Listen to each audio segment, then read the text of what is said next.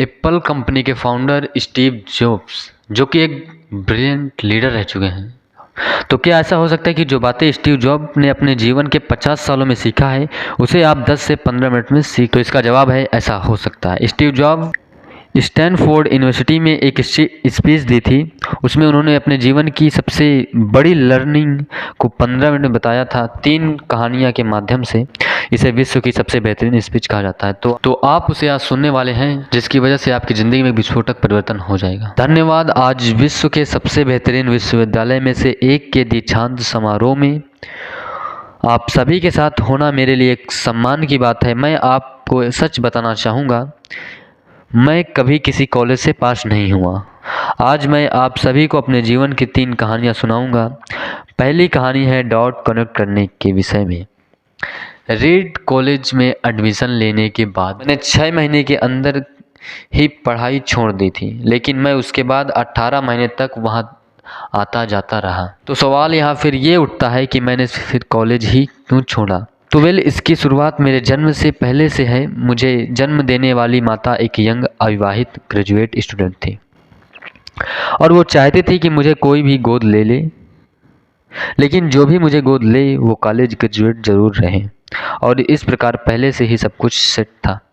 मैं एक वकील और उसकी पत्नी के द्वारा अडॉप्ट किया गया, लेकिन जैसे ही मैं इस दुनिया में आया उन्होंने लास्ट मिनट पर अचानक अपना मन बदल लिया। उन्हें पता चला कि मुझे गोद लेने वाली महिला ग्रेजुएट नहीं है, इसलिए उन्होंने अंतिम एडॉप्शन पेपर पर साइन करने से इनकार कर दिया। और 17 वर्ष के बाद मैं कॉलेज गया, लेकिन गलती से मैंने एक महंगा कॉलेज चुन लिया, जिससे मेरे माता पिता की सारी पूंजी पढ़ाई में खर्च होने लगी। और 6 महीने बाद मुझे इस पढ़ाई का कोई भी महत्व नहीं दिखाई दिया।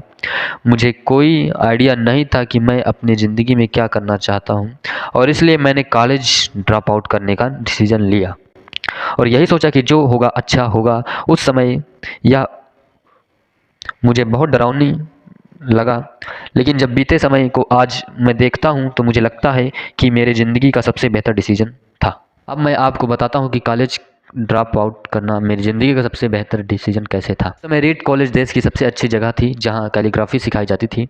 तो मैंने निश्चय किया कि मैं कैलीग्राफी की क्लासेस करूँगा और मैं इसे अच्छी तरह से सीखूँगा।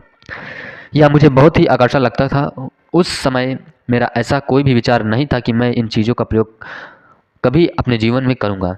लेकिन जब 10 साल बाद हम अपना पहला मेकिंग टच कंप्यूटर बना रहे थे, तब मैंने इसे मैक में डिज़ाइन कर दिया और यह बहुत ही खूबसूरत टाइपोग्राफी वाला विश्व का पहला कंप्यूटर बन गया।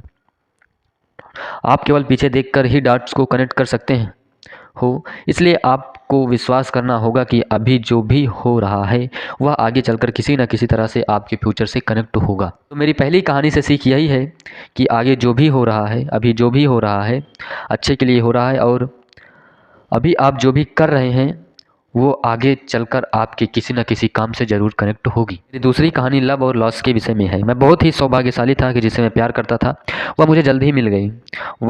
वाज और अपने पिता के गैराज से मैंने अपने एप्पल की शुरुआत की थी, और 10 साल बाद में एप्पल कंपनी 2 लोगों से बढ़कर $2 बिलियन और 400 लोगों की कंपनी हो गई।